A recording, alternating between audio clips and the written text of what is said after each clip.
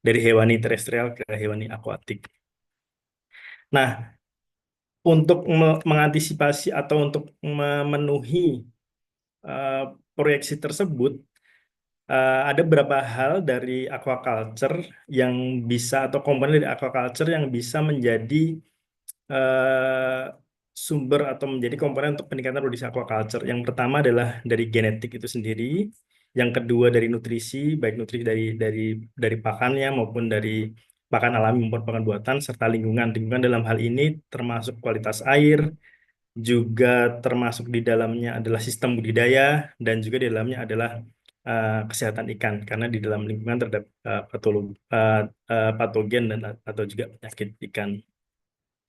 Pada hari ini saya akan berfokus pada peningkatan produksi aquaculture melalui genetik. Jadi dari tiga hal tersebut semuanya penting dan semuanya saling mendukung, tapi sesuai fokus riset yang saya dalami selama ini, saya akan mencoba menilik dari sisi genetik.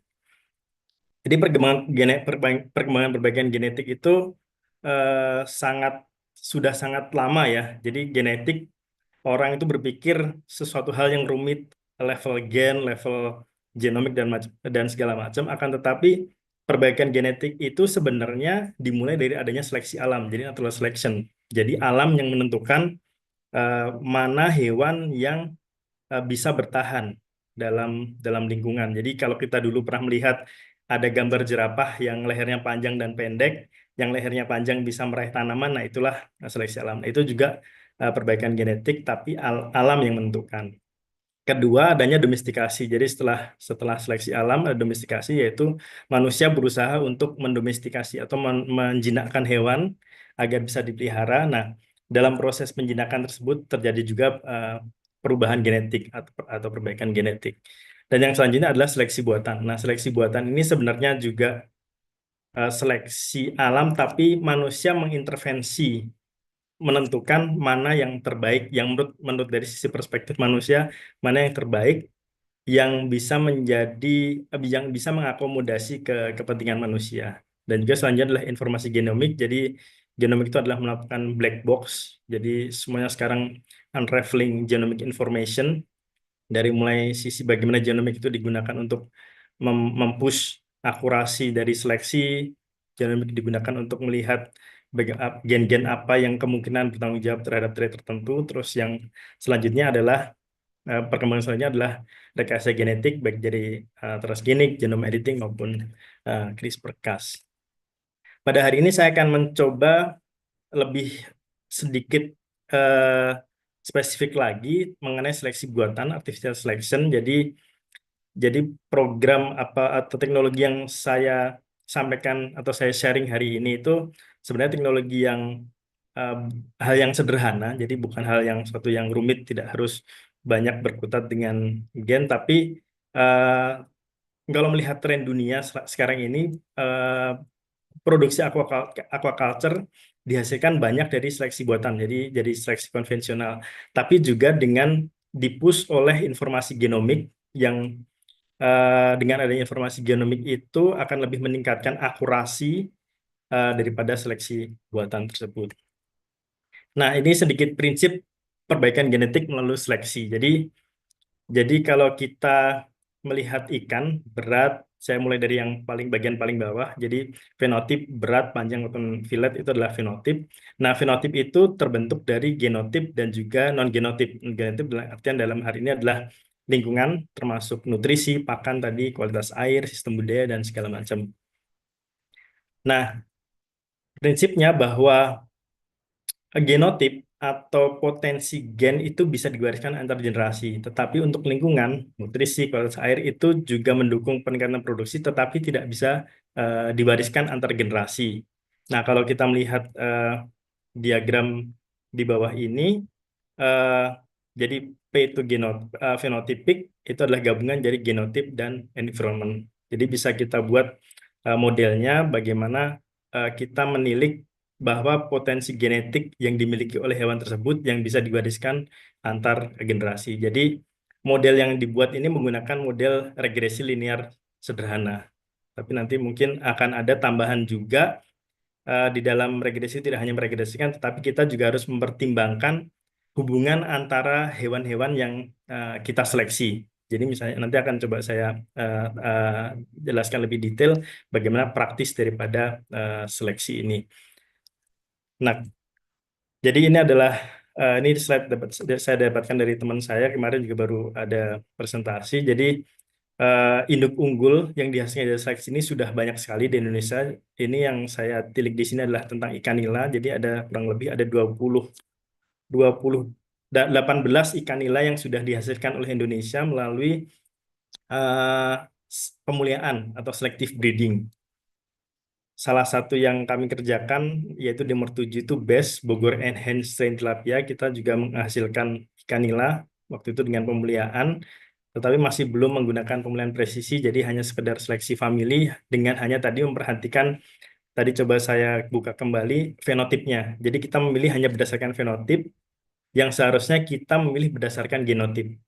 Jadi dalam pemulihan presisi itu yang harus kita hitung, yang harus kita tentukan adalah dari genotipnya ini. Tapi selama ini pemulihan yang kita lakukan di Indonesia ini memilih berdasarkan hanya fenotipnya aja. Jadi kemungkinan saya tidak mengatakan bahwa ini tidak akurat, tapi akurasinya lebih rendah karena di dalam memilih ikan yang mempunyai keunggulan fenotip, misalnya ikan yang kita sekedar memilih ikan yang lebih berat, ikan A lebih berat dibandingkan ikan B, itu hanya berdasarkan dengan beratnya saja, tapi kita tidak menggunakan model yang bisa mengestimasi potensi genetiknya, sehingga akurasi untuk pemilihan atau seleksi ikannya itu eh, lebih rendah dibandingkan dengan kita menggunakan seleksi atau pemilihan presisi dengan mempertimbangkan informasi genotip.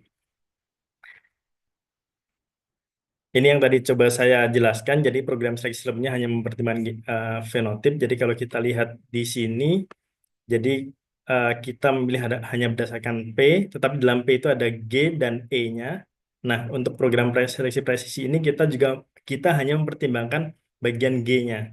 Nah, untuk menghitung bagian G-nya itu kita menggunakan software atau model bernama BLAP, jadi Bayes Linear and Bayes Prediction. Jadi pada dasarnya Bayes Linear and Bayes Prediction ini adalah regresi linear dan juga nanti masukkan matriks daripada informasi kerabatan antar hewan yang diseleksi.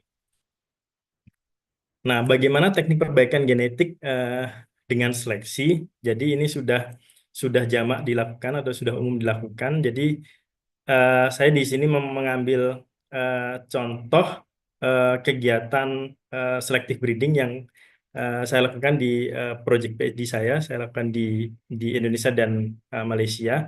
Jadi kita melakukan pemijahan dengan menghasilkan 90 family. Jadi kalau ikan nila itu satu kombinasi perkawinannya satu jantan dan 3 betina, berarti dari satu jantan kita bisa menghasilkan 3 family. Jadi family dihitung berdasarkan jumlah betina yang menghasilkan telur atau mengandung anaknya.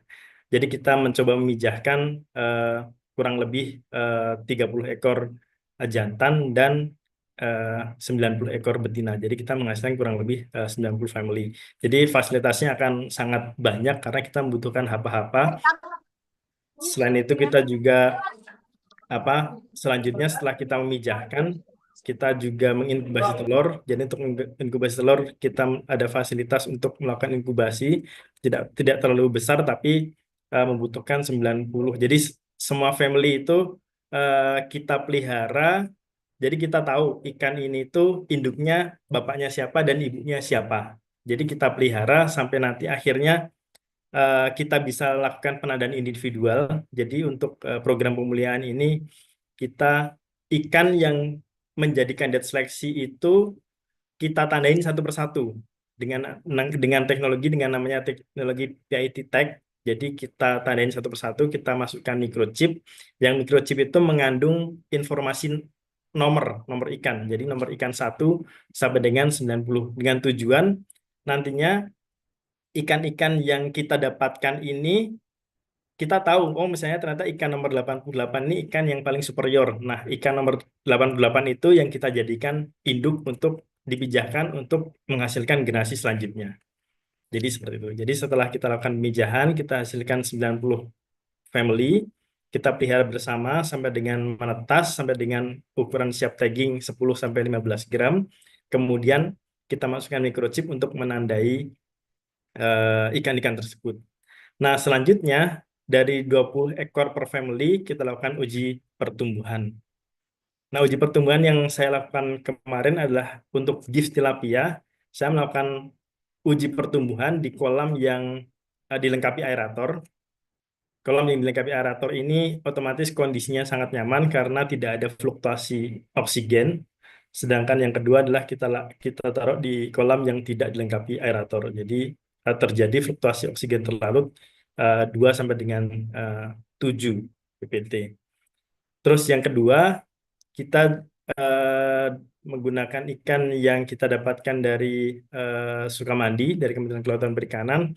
Kita uji pertumbuhan ikan tersebut di kondisi salinitas. Jadi kita taruh ikan tersebut di bekas tambak udang di daerah Karawang yang mempunyai fluktuasi salinitas 6 sampai dengan 25 ppt, juga fluktuasi oksigen terlarut 2 sampai dengan 6 ppt.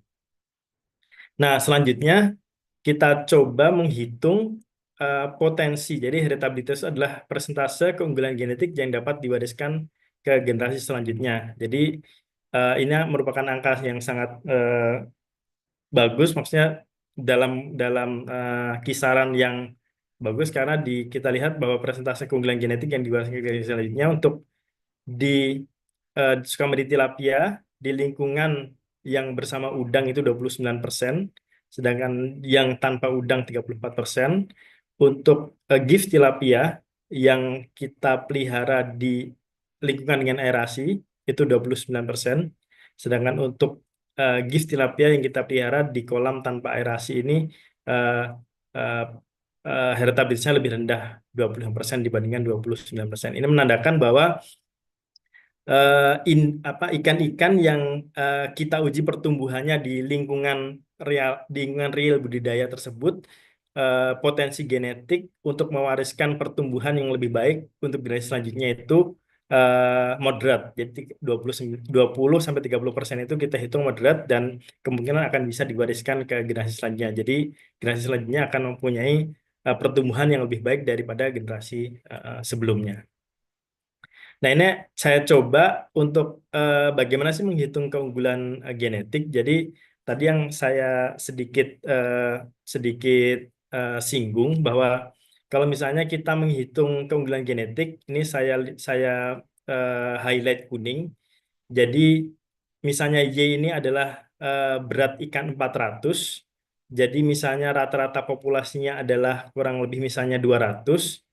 Jadi kita bisa dengan model ini kita bisa mengestimasi breeding value dan mengestimasi environmental. Jadi keunggulan genetiknya itu misalnya di sini adalah misalnya 500, eh, rata-rata populasi misalnya 300 dan di environmentnya ini 100, berarti kita mempunyai keunggulan genetik 100 gram. Jadi potensi genetik yang bisa diwariskan ke generasi selanjutnya adalah 100 gram tersebut. Di sini saya coba kasih contoh, kita punya misalnya ikan jantan, kita punya jantan dan betina karena untuk menghasilkan generasi selanjutnya kan kita membutuhkan jantan dan betina. Jadi contohnya bahwa ikan jantan ini ada 5 ekor ikan jantan dengan berat 400 gram, 350, 325, 275, dan 250. Sedangkan ikan betina itu 475 sampai dengan 325. Nah, setelah kita hitung, jadi rata populasi dari 5 ikan tersebut adalah 320. Dengan demikian bahwa ikan satu itu mempunyai keunggulan 80. Jadi setelah kita hitung menggunakan model tersebut, 80, 30 untuk ikan 2, dan 5 untuk ikan nomor 3. Dan kita seleksi 3 ikan ini untuk kita pijahkan. Nah, berapa sih keunggulan genetik yang kemungkinan kita dapatkan? Jadi keunggulan genetik yang kemungkinan kita dapatkan adalah rata-rata. Jadi ini hitungan yang sangat sangat kasar sekali. Jadi kemungkinan kita itu akan mendapatkan perbaikan genetik rata-rata ditambah sekitar 300 graman. Jadi kurang lebih model seleksi yang kita dapatkan yang digunakan ini bisa menghitung berapa besar berapa besar potensi genetik yang bisa diwariskan antar generasi dengan program pemulihan yang kita set tersebut. Nah, take home pay yang bisa kita dapat dari hari ini bahwa perbaikan genetik tersebut diperlukan. Jadi eh, perbaikan genetik di ikan ini sudah dilakukan di Indonesia, tetapi dan itu terbukti sudah meningkatkan produksi aquaculture. Akan tetapi metode akurat untuk seleksi ikan diperlukan untuk menghasilkan perbaikan genetik pada generasi selanjutnya. Selanjutnya adalah tantangan perbaikan genetik melalui seleksi ikan ini adalah tadi kita lihat butuh investasi yang sangat besar untuk sarana prasarana. Akan tetapi beberapa tahun ini beberapa eh, kampus atau universitas maupun balai-balai Kementerian Kelautan Perikanan maupun balai atau dinas perikanan di daerah itu juga berhasil melakukan dan juga pemulihan ini sekarang eh, berdasarkan riset yang saya lakukan sekarang di BRIN bahwa kita melakukan pemulihaan tidak hanya untuk ikan-ikan yang bertujuan untuk pangan, misalnya ikan mas, ikan nila maupun ikan lele, akan tapi kita juga melakukan pemulihaan untuk ikan-ikan yang eh, tujuan misalnya untuk pemulihan stok. Jadi untuk pemulihan stok itu atau kita bilang restocking itu sebenarnya kita tidak bisa dengan sembarang me- melakukan restocking karena kita tidak tahu profil genetik daripada ikan tersebut, apakah dia cocok atau suitable dengan apa yang ada di lingkungan aslinya. Nah, kemungkinan besar akan terjadi penurunan variasi genetik. Nah, untuk memaintain variasi genetik yang ada di dalam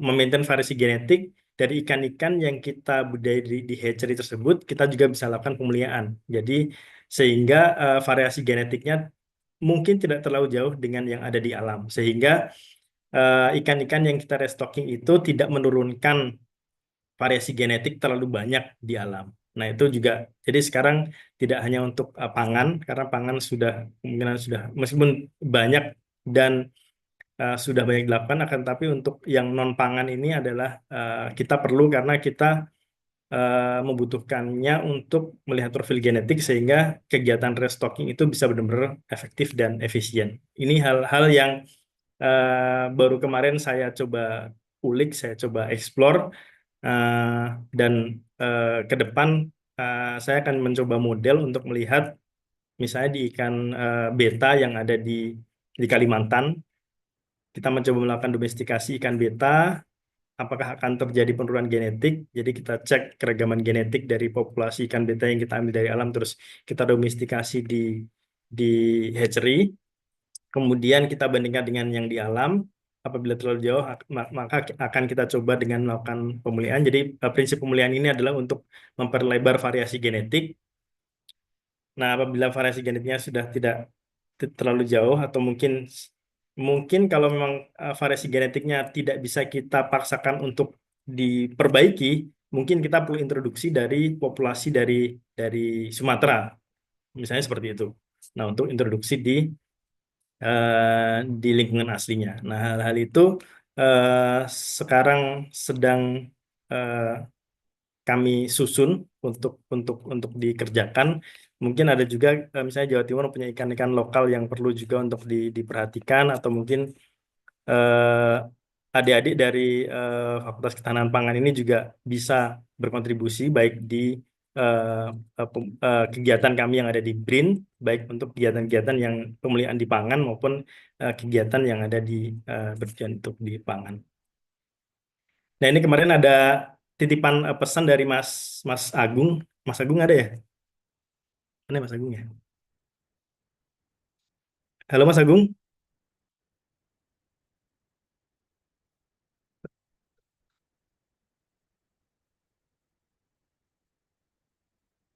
Halo Mas Agung.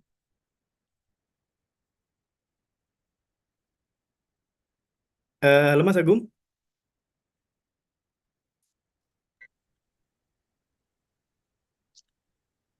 Apa suara saya terdengar Mas Agung? Ya, ya, Oh ya. terdengar.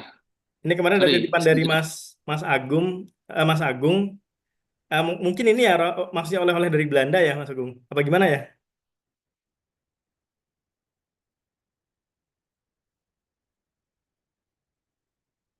Halo, Mas Agung. Mas Agung masih keluar, sinyalnya sepertinya agak Oh ini. gitu. Enggak, Mas Agung. Mas Agung.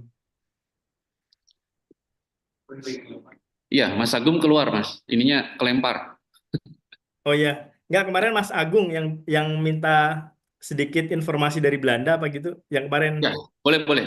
Oh ya, jadi ini kemarin Mas Agung nitip mungkin nggak tahu ya apakah mungkin ini bisa menjadi motivasi untuk adik-adik yang nantinya akan masuk di aquaculture karena kalau melihat aquaculture kok sepertinya wah budidaya ikan, tetapi aquaculture itu lebih dari sekedar budidaya ikan. Jadi mungkin ini yang saya lakukan selama 2019-2024.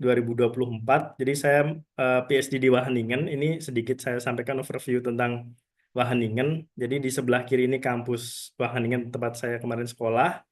Ini gedung tempat saya bekerja dan Wageningen itu kota kecil. Kotanya kecil sekali tapi sangat sangat tenang dan bagus. Ini rumah tinggal saya. Nah, selama 2019 sampai dengan 2024 itu eh, terbuka sekali perspektif saya tentang aquaculture. Jadi terutama karena eh, saya diajak untuk juga mengikuti beberapa proyek penelitian yang dilakukan oleh supervisor saya. Jadi eh, saya berkesempatan untuk mengikuti EU Project Mid Aid di Spanyol dan Yunani ini. Jadi mereka itu melakukan jadi ada perusahaan untuk ikan sibrim itu melakukan perbaikan genetik dengan tadi metode yang saya sampaikan sebelumnya tadi di Spanyol dan Yunani mereka menggunakan sebuah keramba jaring apung yang ada di tengah Laut Mediterania dan mereka ingin melakukan perbaikan genetik dengan melakukan pemeliharaan yang tadi dengan model yang saya sampaikan tadi untuk ikan sibrim dia menginginkan trade untuk meningkatkan jumlah filet daripada ikan sibrim. Nah, untuk yang di sebelah kanannya di kingfish di Zealand, jadi ada ikan kingfish, jadi yellowtail kingfish. Jadi dia ada di indoor facility. Jadi ada yang di tengah ini dia menggunakan bak-bak besar. Tujuannya juga untuk melakukan fillet karena kingfish ini banyak mengekspor ikan-ikan kingfish untuk dijadikan sashimi di Eropa maupun di Jepang. Untuk yang baris terakhir ini adalah project yang kita lakukan di Indonesia. Jadi potensi tilapia Indonesia itu sangat tinggi sekali. Kita punya ikan yang bagus pertumbuhannya di salinitas. Itu dimiliki di Sukamandi di Indonesia, punya Kementerian Kelautan dan Perikanan.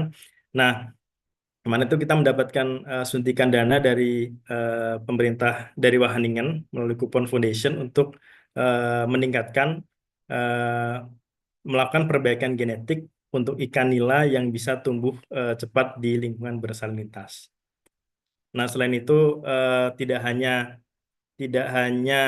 melakukan penelitian, tetapi ternyata membuka juga bahwa hasil-hasil kegiatan riset atau proyek itu tuh kita bisa sampaikan di level internasional. Jadi kemarin sempat di Aquaculture Europe di Madeira, World Congress di Rotterdam, dan juga International Symposium Genetik Aquaculture di Chili. Dan ini semoga bisa juga menjadi motivasi bahwa aquaculture itu bukan hal yang kecil, tapi aquaculture itu merupakan sebuah industri global yang kalau kita melihat di apa ya update-update daripada conference yang ada di level dunia, semuanya berlomba-lomba untuk meningkatkan produksi aquaculture. Baik dari misalnya di Chili kemarin tuh sempat kita melihat farm salmon. Jadi Eropa itu karena sudah di Norway dan segala macam udah crowded salmon, maka mereka banyak memindahkan situs produksinya ke Chili. Jadi Chili itu ada sebuah kota bernama Puerto Varas.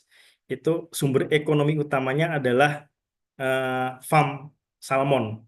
Jadi kalau tidak ada farm salmon, kota tersebut dulu itu sangat bisa dibilang sangat miskin, tapi karena ada introduksi untuk budidaya salmon dan juga riset yang masif baik dari genetik, disease dan segala macam, akhirnya mereka sekarang ya termasuk menjadi salah satu kota yang sejahtera di Chili. Ini kemarin PhD defense saya terakhir di Desember 2024. Oh ya, satu lagi, ini juga ada titipan dari pusat riset kami Zoologi Terapan di Badan Riset dan Inovasi Nasional. Jadi eh, jadi ketika saya melakukan sharing informasi ini adalah juga tidak hanya berhenti sampai di sini, akan tetapi eh, ini justru akan membuka kolaborasi antara pusat riset zoologi terapan dengan berbagai dengan stakeholder di dalam bidang yang saya tekuni. Dalam hal ini adalah genetik aquaculture. Jadi pusat riset zoologi terapan ini berkutat pada eh, pusat sains teknologi dan inovasi untuk manajemen dan konservasi fauna dan juga untuk memanfaatkan sumber daya fauna untuk misalnya untuk food security ataupun kebutuhan protein. Jadi kita tahu bahwa fauna biodiversity di Indonesia itu sangat luas sekali. Terus banyak sekali data dan studi tadi termasuk yang disampaikan di MZB Museum Zoologi Boggriense. Dari situ dari hulunya adalah di pusat riset biologi biologi biologi evolusi dan eh, PRB itu bio bioevolusi dan Biosistematika. biosistemika dan evolusi Bu, ya. Ya. Ya, di situ saya juga melakukan kolaborasi dengan teman-teman di PRBE. Tujuannya adalah untuk melihat kira-kira ikan-ikan populasi ikan itu mana yang prospektif nantinya untuk didomestikasi, untuk melihat keragaman genetik antar populasinya, untuk kemudian masuk di zoologi terapan kita melakukan domestikasi, rekayasa reproduksi, dan juga nantinya termasuk di dalamnya adalah kalau dibilang di zoologi terapan, pemulihannya adalah manajemen populasi. Manajemen populasi dalam artinya adalah memanage keragaman genetik, variasi genetik sehingga tidak terjadi eh, tingkat inbreeding yang tinggi ataupun tidak terjadi genetic loss ataupun eh, ya hilangnya variasi genetik. Demikian mungkin yang dapat saya sampaikan, Mas Agung. Mohon maaf banyak banyak sekali lag tadi yang ini karena sebenarnya sinyalnya juga agak agak nggak masuk tadi yang saya sampaikan. Demikian terima kasih. Sangat senang sekali apabila ada pertanyaan, saran atau tanggapan dan juga untuk potensi kolaborasi ke depan. Terima kasih. Baik, Pak Farid, terima kasih atas pemaparan materinya yang sangat menggugah dan membuka mata kita semua ya, karena kita bisa melihat berbagai perspektif bagaimana kita mungkin bekerja atau eh, berpartisipasi dalam kegiatan aquaculture di dunia ini. Baik, mungkin kalau ada pada teman-teman yang ingin bertanya, mungkin bisa ditahan terlebih dahulu. Selanjutnya kita ada acara selanjutnya yaitu pengenalan prodi aquaculture oleh Ibu Reni. Kepada Ibu Reni, waktu dan tempat saya persilakan. Ya, terima kasih Mas Agung atas kesempatan yang diberikan ya. Prof Nining, Bu Dekan mohon izin ya, Prof Isna mohon izin. Bismillahirrahmanirrahim. Assalamualaikum warahmatullahi wabarakatuh. Waalaikumsalam. Ya, terima kasih Bapak Ibu, adik-adik mahasiswa atas kehadiran pada siang hari ini ya.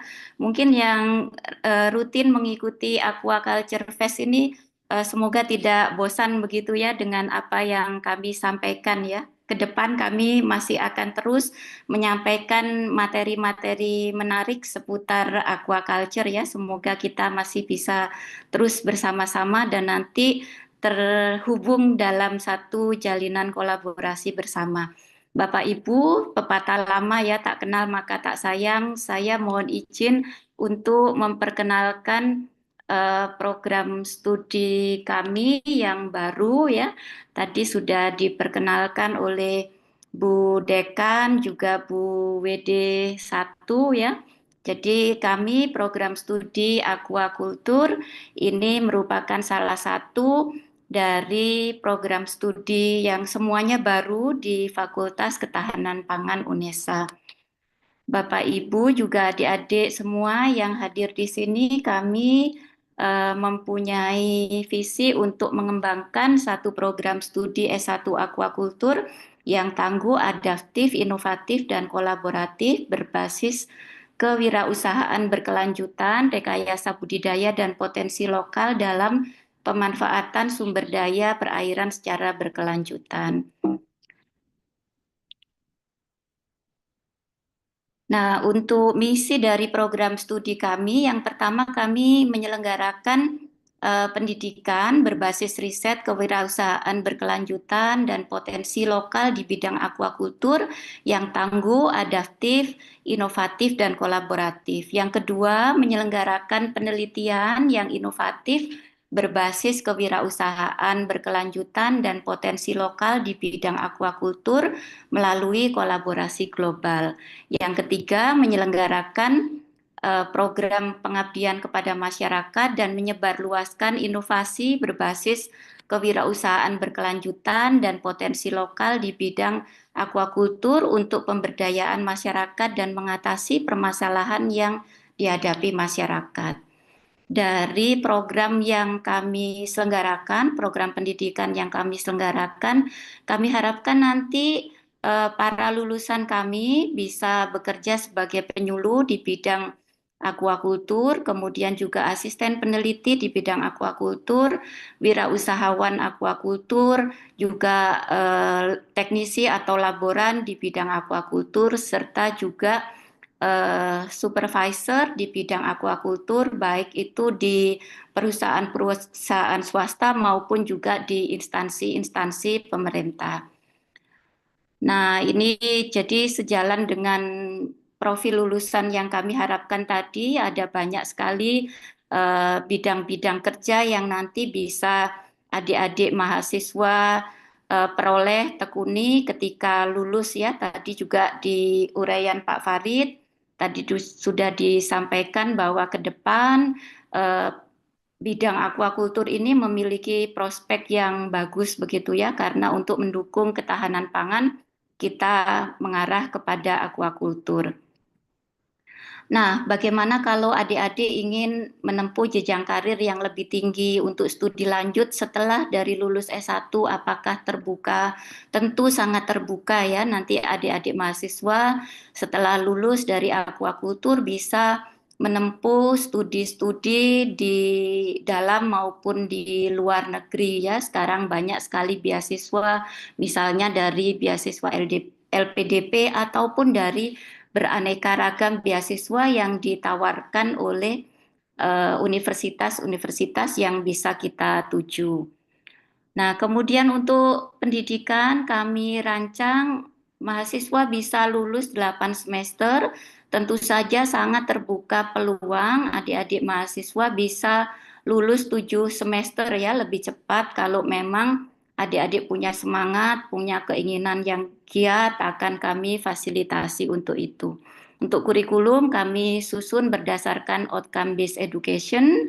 Jadi nanti pembelajaran ini juga menggunakan model-model yang inovatif ya, dengan pendekatan student center learning, misalnya dengan theme based project, kemudian juga case study.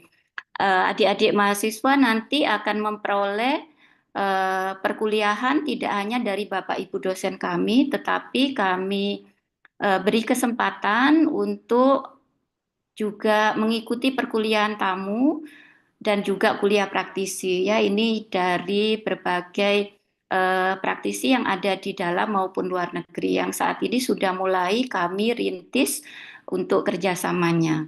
Kemudian selain pembelajaran dalam bentuk perkuliahan, adik-adik nanti juga ada kesempatan untuk belajar di luar kampus ya, sesuai dengan regulasi pemerintah. Saat ini ada program MBKM ya, atau Merdeka Kampus Belajar ya. Jadi bisa nanti mengambil magang penelitian, magang kewirausahaan, juga magang kerja ya. Dan ini untuk saat ini ada 40 SKS slotnya ya, tapi nanti kita mengikuti regulasi terbaru dari Universitas Negeri Surabaya. Kemudian untuk mata kuliah yang lain, ini akan adik-adik peroleh semua dalam mata kuliah yang mata kuliah wajib kurikulum nasional maupun institusional, juga mata kuliah tentu saja mata kuliah keahlian yang nanti akan mendorong mahasiswa untuk memperoleh atau mencapai CPL masing-masing ya.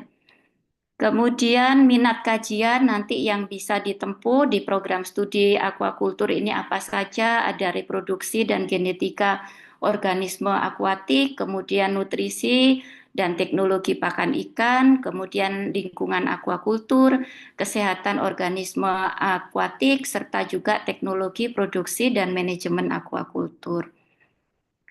Nah, ini gambaran nanti ya, jadi adik-adik bisa melakukan magang kerja di berbagai instansi yang nanti akan kami jalin kerjasamanya ya. Kami bekerja sama dengan instansi-instansi pemerintah maupun swasta ya, sehingga adik-adik nanti bisa punya pengalaman untuk melakukan magang kerja ya, tidak hanya duduk di perkuliahan saja.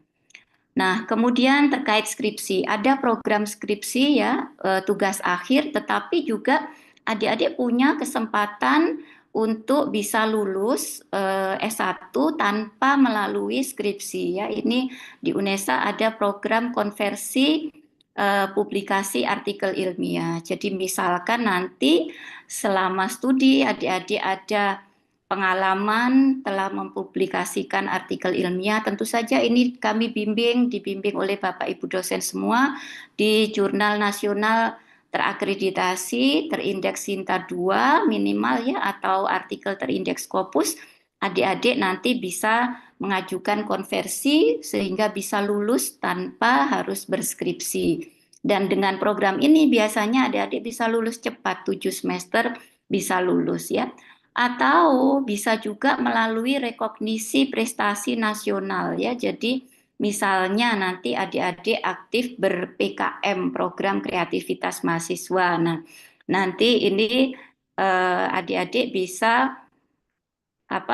sampai ke PIMNAS misalnya. Nah, maka kami akan memberi kesempatan untuk bisa lulus tanpa skripsi ya, melalui rekognisi prestasi ini. Jadi nanti kami fasilitasi adik-adik dengan kegiatan kemahasiswaan sehingga adik-adik bisa menggali potensinya, menggali minat bakatnya ya untuk menjadi juara ya, karena di UNESA ini adalah rumah para juara begitu ya, baik nanti berkegiatan di bidang akademik maupun non-akademik. Nah, itu sekilas yang kami sampaikan untuk pengenalan program kami. Silakan nanti bisa mengunjungi website dari Aquaculture, kemudian juga IG kami, dan pada Bapak Ibu Guru mohon titip informasi kepada anak didik ya, para siswa. Ini kami ada begitu ya, di UNESA sekarang ada program Aquaculture ini. Kami juga terbuka untuk bekerja sama dengan Bapak Ibu semua yang hadir. Nah, di sini hadir para senior. Ini terima kasih sekali Bapak Ibu dari UNER, kemudian juga ada dari Universitas Patimura. Terima kasih, dan kami sangat mengharapkan untuk bisa bekerja sama dengan Bapak Ibu semua. Baik, nanti kalau ada yang didiskusikan kita bisa sambung lagi di sesi tanya jawab. Saya kembalikan pada moderator. Terima kasih. Assalamualaikum warahmatullahi wabarakatuh. Waalaikumsalam warahmatullahi wabarakatuh. Baik, terima kasih banyak Bu atas informasinya. Semoga dengan diberikannya informasi tadi, berharap adik-adik calon mahasiswa akan bergabung dengan kami di program studi aquaculture. Baik, langsung saja. Ini sesi yang kita tunggu-tunggu, yaitu sesi tanya jawab. Mungkin untuk biar lebih terarah, untuk pertama kami persilakan kepada adik-adik yang ingin bertanya kepada Bapak Farid. Bisa dengan angkat tangan atau bisa mengirimkan pertanyaannya di kolom chat.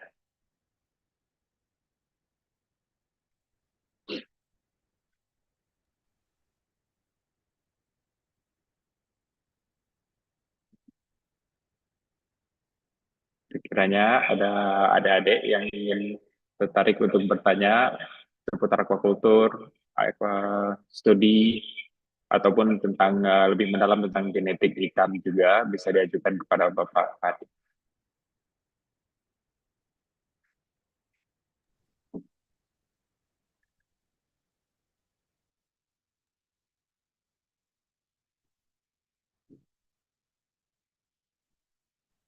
Adik.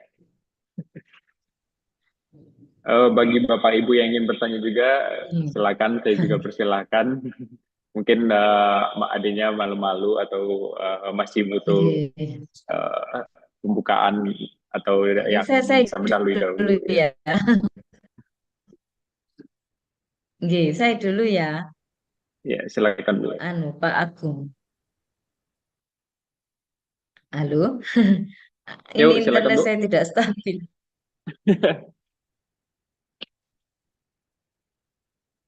Ya, boleh ya, saya Boleh, raise silakan hand. Bu, silakan. Ya, terima kasih. Pak Farid, kami kan sekarang sedang mengembangkan laboratorium, begitu ya. Eh, Sedang melakukan pengusulan alat-alat ya dari kami dan Bapak Ibu Korprodi ini sedang menyeting seperti apa ke depannya, kemudian membuat usulan alat-alat. Nah, untuk yang pemeliharaan presisi itu kira-kira selevel apa begitu untuk laboratoriumnya. Jadi molekulernya itu meliputi apa saja, mungkin Pak Farid berkenan memberikan gambaran ke kami begitu. Terima kasih. Ibu, terima kasih Bu atas pertanyaannya. Untuk penilaian presisi ini untuk laboratorium mungkin eh, satu hal yang mungkin bisa menjadi eh, basis untuk laboratorium, apakah laboratorium kering atau basah Bu ya? Kalau laboratorium basah mungkin membutuhkan laboratorium reproduksi Bu, hatchery.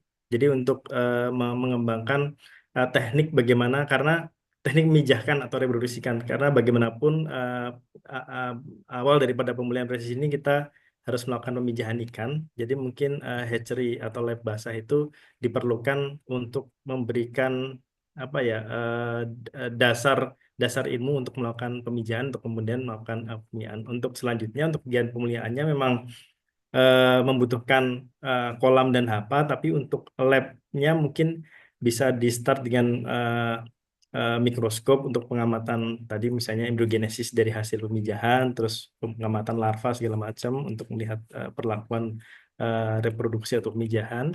Kemudian juga untuk melihat apabila eh, ingin mencoba mencari populasi yang bisa menjadi kandidat untuk domestikasi ataupun pemuliaan, mungkin bisa menggunakan PCR, jadi satu set PCR, ekstraksi DNA sama dengan PCR untuk melihat kerekaman genetik. Mungkin di sini ada juga Mas Sabto dari UNER, beliau juga banyak berkecimpung di bidang genetik dari tidak tahu apa Mas Sabto masih ada, tapi yang saya tahu kemarin sempat ngobrol sebentar melalui WhatsApp, Mas Sabto ini juga banyak berkecimpung di lab genetik. Demikian Bu, mungkin yang dapat saya sampaikan. Ya, jadi peralatan-peralatan untuk analisis molekuler itu ya diperlukan Iya, ya, Pak ya. iya. Terima kasih. Terima kasih Pak Agung. Baik Bu, selanjutnya ini ada pertanyaan dari Pak Azhar. Saya ingin bertanya untuk perkembangan aquaculture ke depannya seperti apa? Sedangkan untuk menangani isu limbah dari hasil produksi aquaculture, penelitian yang dikembangkan saat ini sudah seperti apa? Terima kasih. Ya, Silakan pada Pak Farid. ya. Terima kasih Pak Ashar. Mungkin agak sedikit melebar dari materi yang kita sampaikan hari ini. Tapi untuk isu limbah, ya emang isu limbah di aquaculture itu sangat menjadi concern ya, karena misalnya di Norway untuk salmon aja sekarang sudah memasuki level mereka ada di level jenuh untuk limbahnya. Nah, salah satu cara penanganannya kalau misalnya untuk udang itu sekarang dicoba menggunakan instalasi pengolahan air limbah. Jadi adanya treatment dari waste daripada hasil buangan daripada produksi aquaculture.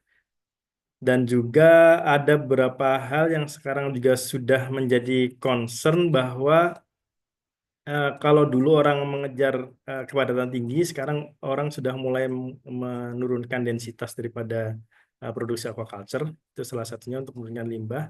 Dan juga ada hal yang melalui perbaikan genetik ini karena saya bergerak di genetik dan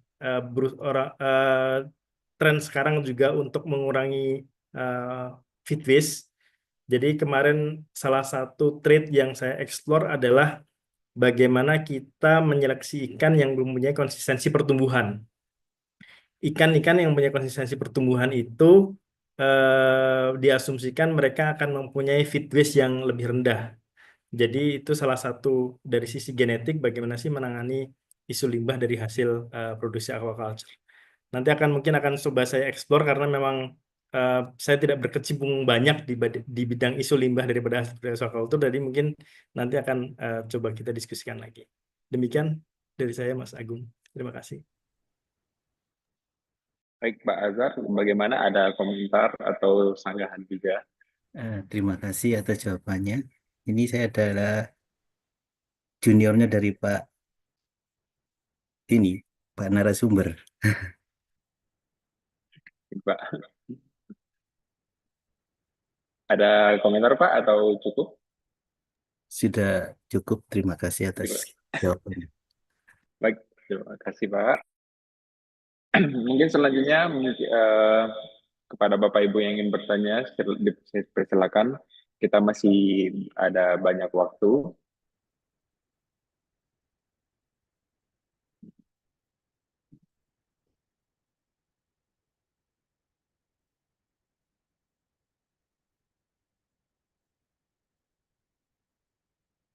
Ya, baik Pak Agung, silakan Pak Agung. Baik, terima kasih Mas Agung. Mungkin yang pertama harapannya dengan tadi yang disampaikan kita bisa berkolaborasi ke depannya lebih lanjut, Mas Farid ya. Itu terkait kolaborasi, mungkin juga bisa Pak Farid jadi dosen tamu kita begitu untuk mengajarkan atau sharing ilmunya kepada mahasiswa-mahasiswa kita ke depannya. Itu terus mungkin pertanyaannya, kalau di Indonesia dibandingkan tadi di lokasi di Malaysia, itu kira-kira peluang apa ya, peningkatan produksi aquaculture di Indonesia itu seperti apa, Mas? Mungkin itu yang pertama. Terus yang kedua, mungkin bisa diberikan kiat-kiat buat adik-adik mahasiswa kita itu kalau misalnya memang pengen lanjut studi S2 atau S3 ke luar negeri itu seperti apa, itu, atau bahkan untuk mencari beasiswa. Terima kasih. Langsung saja ini, Mas Agung. Ya, terima kasih atas pertanyaannya. Mas Agung, ya, saya sangat menyambut baik apabila saya juga sekarang juga mencari kolega-kolega untuk berkolaborasi karena memang setelah sekolah ini apa yang saya dapatkan itu kan dari LPDP, jadi memang harus saya diseminasikan, harus saya sebarkan lagi supaya tidak berhenti di saya. Nah, tentunya hal itu untuk kolaborasi itu akan sangat senang sekali untuk bisa melakukannya.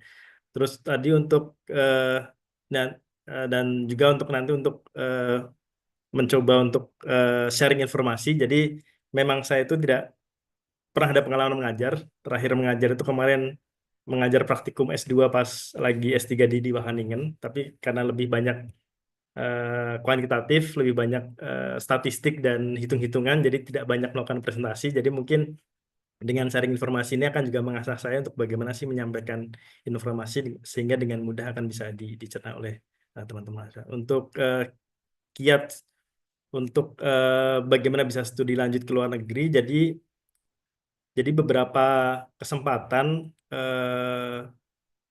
yang saya dapatkan itu, satu yang menjadi kunci itu adalah maksudnya banyak kesempatan dari teman-teman yang saya ketahui mereka ingin belajar ke luar negeri tapi tidak bisa itu karena satu karena kemampuan bahasa Inggris. Nah, itu satu hal yang pertama memang harus kita tekuni karena sebagai contoh kemarin ada tawaran beasiswa misalnya dari Wageningen, tapi karena Wageningen itu meminta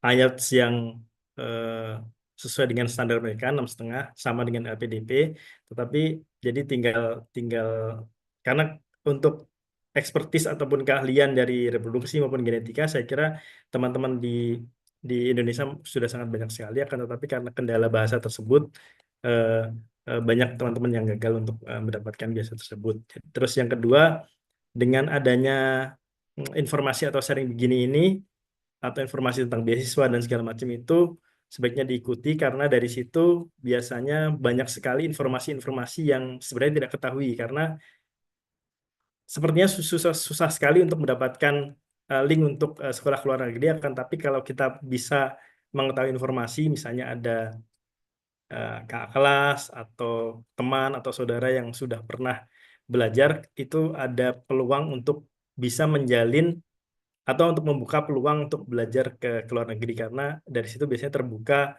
informasi-informasi yang tidak tersampaikan secara umum. Demikian, Mas Agung. Terima kasih, Mas Farid. Baik, sudah terjawab. Apakah masih ada pertanyaan pada Bapak Ibu yang ingin bertanya kepada Pak Farid?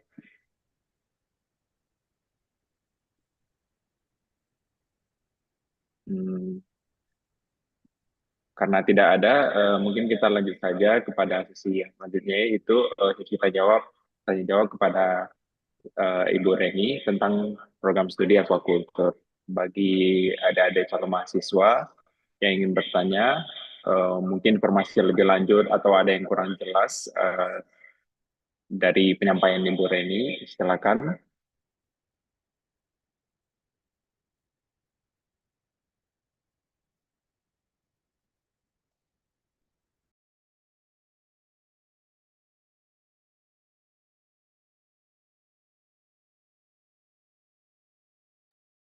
Mungkin kalau saya bertanya boleh Mas Agung tentang Silakan Bapak. Ada kelasnya kayaknya malu-malu Pak, jadi boleh Pak. Tadi saya agak terlibat berani, jadi untuk mata kuliahnya apa juga ada mata kuliah reproduksi ikan Bu, ya? Iya, Bapak ada. Oh, betul. Ada Ya, Pak Farid. Iya. ya. Iya, Karena kami senang sekali nanti kalau Pak Farid bisa bergabung dengan kami untuk memberikan kuliah praktisi juga buat adik-adik ini. baik-baik Bu. Dan nanti mungkin juga kalau misalnya ada terbuka untuk research assistant di BRIN, mungkin akan sangat senang sekali apabila ada dari mahasiswa Indonesia yang bisa magang, atau saya kurang tahu skemanya seperti apa, tapi ada kemungkinan untuk mahasiswa dari S1 bisa melakukan research assistant di BRIN ataupun melakukan kegiatan penelitian di BRIN. Terima kasih. Iya, terima kasih banyak Pak Farid. Nanti dengan kegiatan apa MBKM ini ada skema magang, magang kerja, juga ada magang penelitian Bapak. Ini nanti kami bisa menghubungi Bapak nggih, untuk adik-adik bisa ke Cibinong begitu. Ya, mangga Bu, silahkan. Karena kemarin terakhir kami sedang ada kegiatan di Serang Bu, di Anyer. Jadi di sana itu ada sebuah lembaga konservasi. Jadi mereka sangat tertarik untuk mengembangkan ikan-ikan lokal prospektif Indonesia untuk tujuan tadi yang non pangan. Meskipun mereka bilang konservasi, tapi konservasi dalam artian adalah bahwa ikan-ikan banyak sungai-sungai di Indonesia yang ikan lokalnya sudah mulai terancam atau punah, dan itu juga mengancam ketahanan pangan karena sebagian besar masyarakat bergantung makanannya pada ikan-ikan di sungai tersebut. Nah, jadi kegiatan aquaculture dan konservasi itu sebenarnya sangat berkaitan erat, apalagi bukan aquaculture tapi genetik dan konservasi ketahanan pangan itu sangat sangat erat karena salah satu contohnya misalnya ikan baung di Sungai Ngerajek di Magelang itu juga sudah mulai terancam, dan itu kalau itu salah satu kuliner yang sangat terkenal sekali di Magelang sudah mulai habis. Nah, itu kami juga mencoba akan berkolaborasi dengan dinas di sana untuk mencoba mengembangkan ikan tersebut. Nah, akan ada banyak peluang-peluang yang bisa menghasilkan potensi untuk bisa berkolaborasi, misalnya untuk menarik mahasiswa untuk membantu kegiatan pemijahan di misalnya di Magelang atau di Serang atau di lokasi-lokasi yang menjadi tempat tempat riset tersebut. Demikian, Bu. Wah, ini luar biasa sekali nih Bapak gayung bersambut ya. Jadi kami juga ini salah satu dari penciri prodi kami ini juga mengangkat untuk potensi-potensi lokal Bapak. Jadi di Jawa Timur juga banyak sekali ikan-ikan apa lokal begitu. Nah, itu harapan kami nanti ke depan kami bisa apa riset ke sana begitu Pak. Nggih. Terima kasih banyak Pak Farid ini sudah Namanya, Bu. berkenan untuk bekerja sama dengan kami. Semoga nanti terus apa kolaborasinya ini Pak. Nggih. Ya, baik. Mohon Terima kasih, Bu. bimbingannya Pak Farid, nggih. Sama-sama belajar bersama, Bu. Bener-bener soalnya babat alas ini Pak Ya, Farid. Bu. Pak Ya, Farid boleh boleh masuk? Oh, ya, monggo Silakan, Bu. Praja. Ya, kenalkan saya Dia.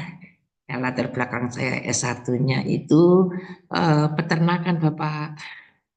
Tapi setelah dari S1 itu di biologi itu kalau untuk ternak kan pada saat itu kan agak sulit. Akhirnya penelitian saya mengarah ke perikanan begitu sehingga S2, S3-nya mengarah ke ikan. Nah, mungkin seperti yang diungkapkan oleh Bapak Farid ini itu seperti kata yang diungkapkan oleh Bu Reni, ini gayung bersambut. Nah, tugas dari kita bagaimana untuk dari ikan-ikan yang langka itu karena mungkin overfishing atau bagaimana. Nah, upaya kita itu bagaimana agar ikan-ikan yang sudah mulai berkurang populasinya, langkah pertamanya adalah budidaya, Pak Nyi. Tanpa adanya budidaya, maka kita tidak bisa mau meningkatkan dan sebagainya. Jadi ujung tombaknya adalah budidaya. Nah, ini bisa kita mungkin ya kolaborasi penelitian keroyokan ya Pak ya. Oh, yang dari sisi Bapak itu apa? Mungkin dari sisi Pak Agung itu apa, sehingga dari situ beberapa sisi yang perlu kita gali. Yang kita gali itu apa, sehingga ada solusi dari masing-masing pandangan Bapak yang breedingnya itu, yang genetikanya apa dari data awal. Base data ini barulah kita bisa merekayasa dalam artian rekayasa yang positif. Begitu Bapak. Nah, yang selama ini yang sudah dilakukan oleh BRIN itu kaitannya dengan meningkatkan atau memperbaiki genetik sehingga dapat diketahui, mungkin sampai ditemukan mungkin ya mensisipkan gen-gen tertentu sehingga dihasilkan ikan-ikan yang tahan terhadap apa.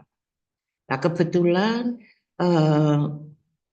saya dengan Pak Bungki itu mungkin Bapak pernah mendengar laser puncture.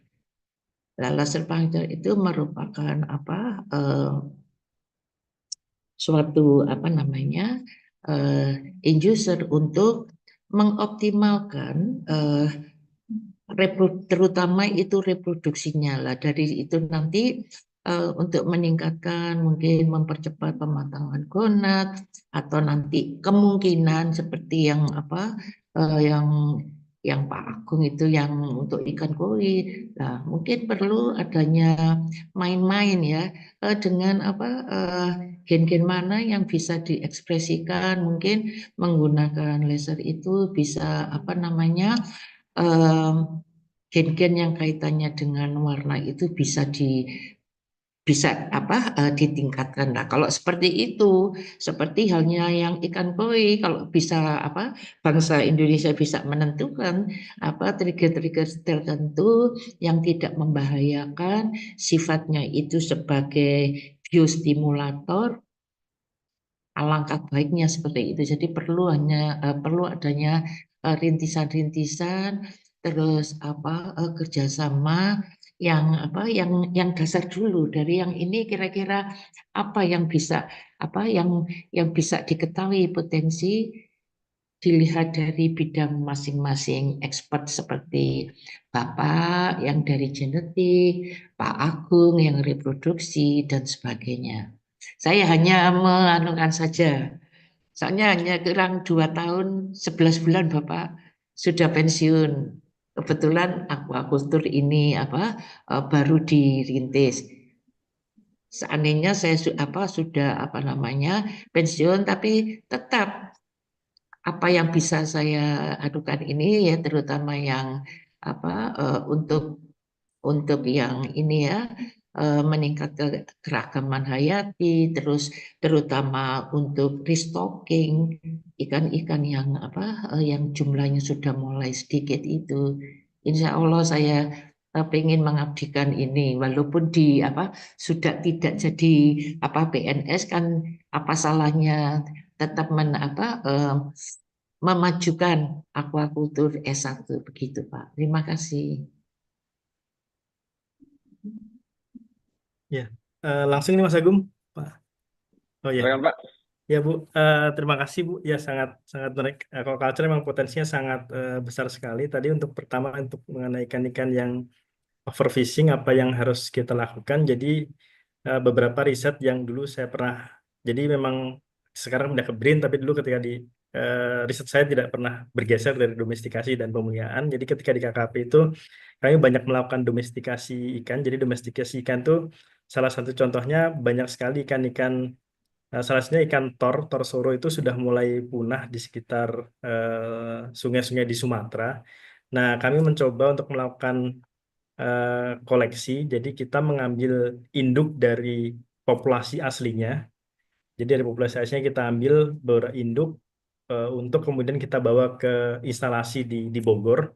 Nah, di Bogor itu kita coba apakah induk tersebut pertama kan untuk domestikasi, apakah induk itu mau makan atau tidak, bisa hidup atau tidak, Betul. makan atau tidak. Kemungkinan setelah itu berhasil melakukan reproduksi. Nah, untuk Iya. ikan-ikan tor itu kita membuat sebuah biotop. Biotop itu jadi seperti kayak tiruan kondisi lingkungan aslinya agar dia bisa hidup dengan nyaman, akhirnya bisa makan. Ketika dia bisa makan, akhirnya bisa reproduksi dan bisa menghasilkan generasi selanjutnya. Nah, setelah berhasil menghasilkan sampai dengan 3 generasi, itu kalau menurut Kementerian Kelautan dan Perikanan itu sudah terdomestikasi. Nah, akhirnya teknologi yang kita dapatkan dari Iya, bisa digunakan. tiruan yang kita lakukan di Bogor itu kita diseminasikan kembali ke Sumatera tersebut. Nah, itu salah Ya. satu contohnya. Nah, untuk selanjutnya kan bagaimana kita meningkatkan pertumbuhan atau mungkin tadi seperti koi, bagaimana biar warnanya bagus. Nah, memang banyak sekali teknologi, salah satunya mungkin tadi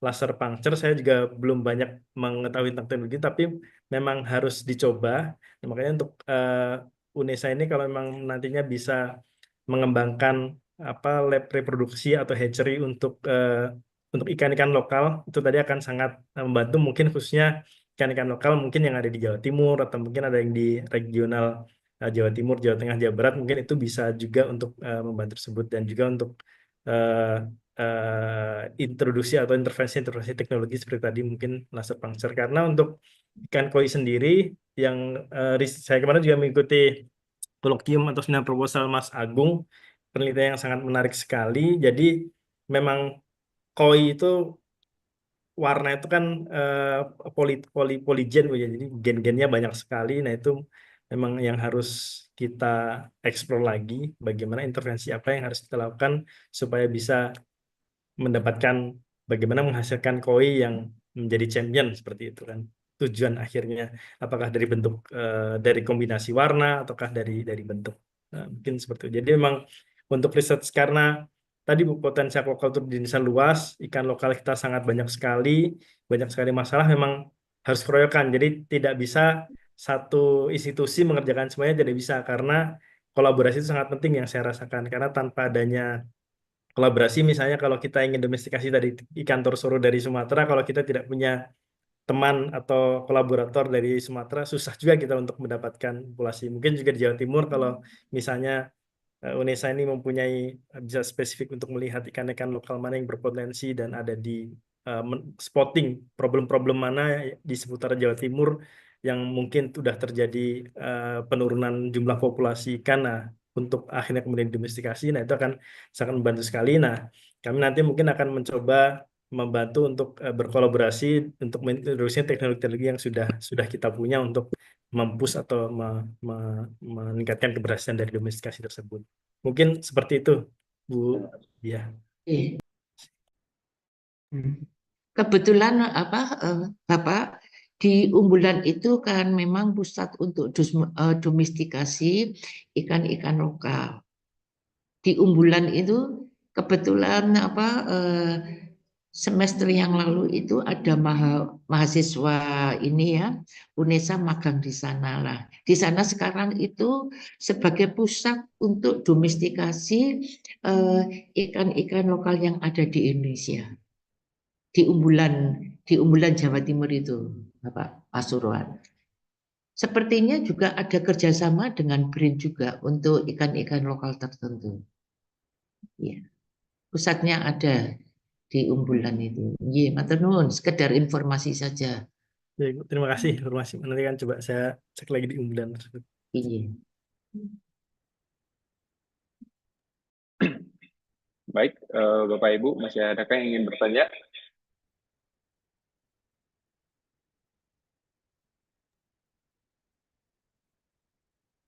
Jika tidak ada, mungkin kita dapat berlanjut ke acara selanjutnya, yaitu penutup. Bapak Ibu, apa Bu Redi, Bu Nining, apakah bisa saya tutup hari ini? Silakan Mas Agung. Oh iya, baik Bu. Baik, dengan berakhirnya sesi tanya jawab kali ini, berakhir juga acara webinar kita. Saya selaku moderator mohon maaf jika ada kekurangan dalam penyampaian ataupun salah dalam bertutur kata. Saya ucapkan terima kasih pada semua peserta telah mengikuti kegiatan sesi webinar hari ini dengan baik. Dan saya ingin menyampaikan nantikan sesi Aquaculture Fest selanjutnya dengan follow Instagram Aquaculture FKP UNESA. Baik, terima kasih. Assalamualaikum warahmatullahi wabarakatuh. Waalaikumsalam. Salam. Semoga cepat sembuh.